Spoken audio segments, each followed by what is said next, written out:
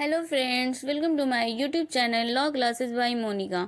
आज का हमारा टॉपिक है प्रत्याभूति की संविदा, कॉन्ट्रैक्ट ऑफ गारंटी, धारा 126, धारा 124 क्षतिपूर्ति की संविदा और धारा 125 क्षतिपूर्तिधारी के अधिकार क्या क्या है, राइट्स ऑफ इंडेमनिटी होल्डर।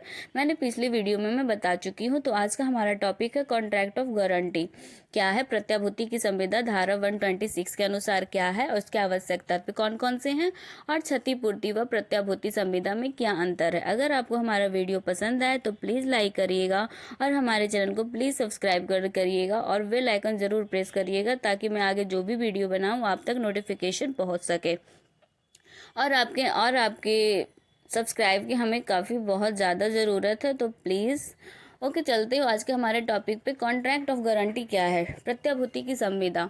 यह एक ऐसी संविदा है जिसमें एक पक्षकार किसी अन्य व्यक्ति की चूक की अवस्था में दूसरे पक्षकार को उसके ऋण चुकाने या प्रतिज्ञा पालन का उत्तरदायित्व लेता है। इसमें एक पक्षकार जो है वो किसी अन्य व्यक्ति से कर्ज लेता है और उसके चुकता करने के लिए कोई तीसरा पक्षकार उसके उत्तरदायित्व या प्रतिज्ञा पालन का उत्तरदायित्व लेता है कि अगर वह व्यक्ति उसका ऋण चुकता नहीं करेगा तो मैं करूँगा।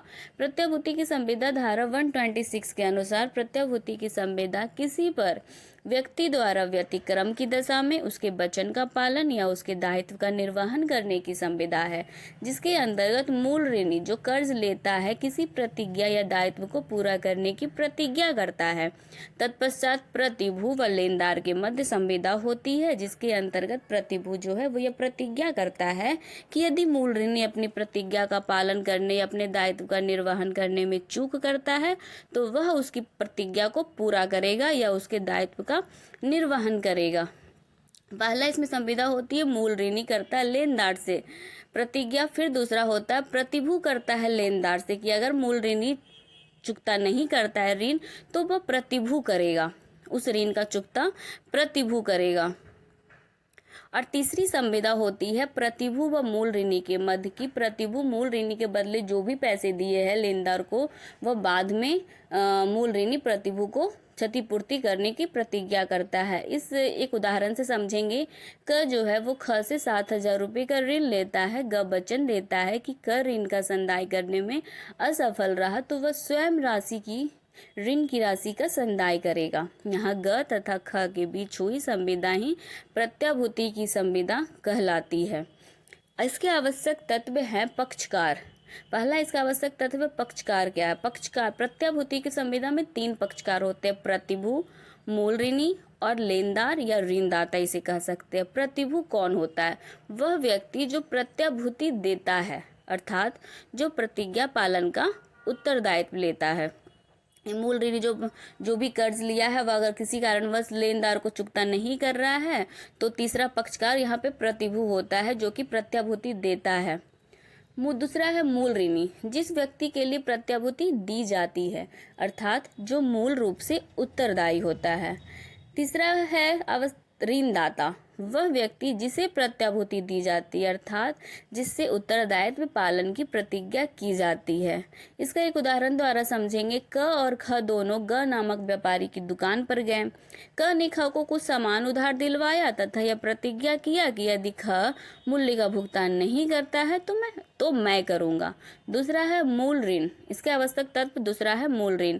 प्रत्याभूति की संविदा का निर्माण तब तक नहीं हो सकता है जब तक कि मूल ऋण ना हो, क्योंकि मूल ऋण को सुरक्षित करना ही प्रत्याभूति की संविदा का मुख्य उद्देश्य है और अतः ऋण का वैध होना भी आवश्यक है। तो प्रत्याभूति की संविदा में मूल ऋण का होना अति आवश्यक है। इसमें एक बात आता है स्वयं बनाम बैंक ऑफ स्कॉटलैंड, जो बहुत इंपॉर्टेंट बात है। इसे जो 1836 ईस्वी में निर्णित हुआ था, जिसे सिद्धांत को लागू किया हाउस ऑफ लॉर्ड्स ने। इसमें क्या होता है, एक बैंक का ग्राहक ने अपने खाते पर ओवरड्राफ्ट लिया, मतलब जितना ऋण लेना चाहिए था बैंक से उससे ज़्यादा वो ले लिया, और इसके भुगतान के लिए प्रतिवादी जो ग्राहक था उस ऋण का चुकता करने के लिए एक प्रत्याभूति दी।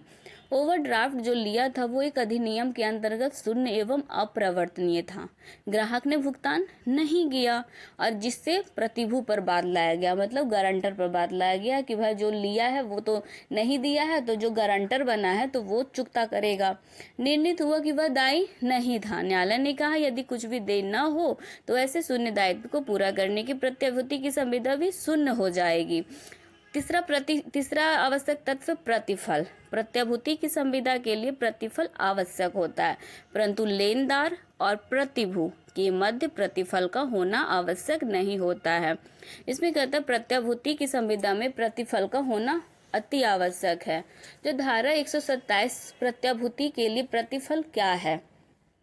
मूल ऋणी के लाभ के लिए जो भी कार्य किया गया है या वचन दिया गया है वह प्रतिभू की प्रत्याभूति के लिए पर्याप्त प्रतिफल है। इसमें एक बात है, राम नारायण बनाम हरि सिंह ए.आई.आर 1964 राजस्थान 76 के मामले में राजस्थान उच्च न्यायालय द्वारा अभी निर्धारित किया गया कि प्रतिफल के बिना की गई प्रत्याभूति की जो संविदा होती है वो शून्य होती है। इसलिए प्रत्याभूति की संविदा में प्रतिफल अति आवश्यक है। चौथा है प्रत्याभूति जो है वो मिथ्या विपदेशन द्वारा प्राप्त न की गई हो। धारा 142 ऋणदाता का जो कर्तव्य है कि वह प्रतिभू को उस समस्त तथ्यों को प्रकट कर दे जो मूल ऋणी के बारे में जानता है, जिनसे दायित्व प्रभावित हो सकता है। यदि ऋणदाता ऐसे तथ्यों को छिपाता है तो वह प्रतिभू की इच्छा पर ऐसी संविदा शून्य करणीय हो जाएगी। जो लेनदार होता है, जो ऋणदाता होता है, वो उसका कर्तव्य है कि जो मूल ऋणी है उसके बारे में वो कितना कर्ज लिया है या उसके बारे में जो भी बातें वह जानता है वो प्रतिभू गारंटर को बता दे। और धारा इसी में एक और धारा है, धारा 143 143 के अंतर्गत क्या है, महत्वपूर्ण परिस्थितियों, जो भी परिस्थिति को छुपाकर प्राप्त की गई प्रत्याभूति जो होती है वो अवैध होती है। पांचवा आवश्यक तत्व है मौखिक या लिखित। धारा 126 प्रत्याभूति की संविदा का लिखित होना आवश्यक नहीं है। प्रत्याभूति की संविदा का लिखित होना आवश्यक नहीं है। लिखित भी हो सकता है और मौखिक भी हो सकता है। लेकिन इंग्लैंड में स्टैट्यूट ऑफ फ्रॉड्स के अनुसार प्रत्याभूति विधिमान तभी होगी जब लिखित हो और उस पर प्रतिभू का हस्ताक्षर हो। क्षतिपूर्ति व प्रत्याभूति संविदा में अंतर, ये बहुत इंपॉर्टेंट क्वेश्चन है और शॉर्ट क्वेश्चंस में पूछे ही जाते हैं। पहला इसका अंतर है, क्षतिपूर्ति की संविदा में केवल दो पक्षकार होते हैं। पहला क्षतिपूर्तिदाता और क्षतिपूर्तिधारी, ये दो पक्षकारों के मध्य एक सीधा संबंध है। प्रत्याभूति की संविदा में तीन पक्षकार होते हैं, मूल ऋणी, ऋणदाता और प्रतिभू। ऋणदाता व मूल ऋणी में सीधा संबंध है और मूल ऋणी की चूक की अवस्था में प्रतिभू आता है। दूसरा इम्पोर्टेंट है, क्षतिपूर्ति की संविदा में एक संविदा होती, क्षतिपूर्तिदाता और क्षतिपूर्तिधारी के बीच। और प्रत्याभूति की संविदा में तीन संविदा होती है। प्रथम संविदा मूल ऋणी और ऋणदाता, दूसरा संविदा ऋणदाता और प्रतिभू के बीच, और तीसरा प्रतिभू और मूल ऋणी के बीच। तो क्षतिपूर्ति की संविदा में एक संविदा होती है और प्रत्याभूति की संविदा में तीन संविदा होती है, मूल ऋणी और ऋणदाता, ऋणदाता और प्रतिभू, और तीसरी संविदा प्रतिभू और मूल ऋणी। तीसरा है, क्षतिपूर्ति की संविदा केवल हानि की पूर्ति के लिए की जाती है, अर्थात क्षतिपूर्तिदाता स्वयं अपने या अन्य व्यक्ति के आचरण से होने वाली हानि की पूर्ति की प्रतिज्ञा करता है, जबकि प्रत्याभूति की संविदा ऋणदाता के कर्ज की सुरक्षा के लिए की जाती है, अर्थात मूल ऋणी की चूक की अवस्था में दायित्व के निर्वहन के लिए प्रतिभू जो है वो प्रतिज्ञा करता है। चौथा पॉइंट है, क्षतिपूर्ति के अधीन दायित्व समाश्रित होता है और प्रत्याभूति के अधीन जो दायित्व होता है वो विद्यमान होता है।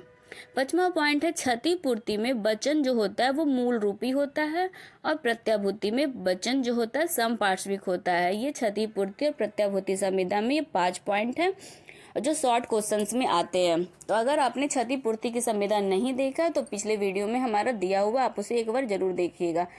Thanks for watching my video. अगर आपको हमारा वीडियो पसंद आए तो प्लीज़ लाइक करिएगा और हमारे चैनल को प्लीज़ सब्सक्राइब करिएगा और बेल आइकन ज़रूर प्रेस करिएगा। Okay, thank you.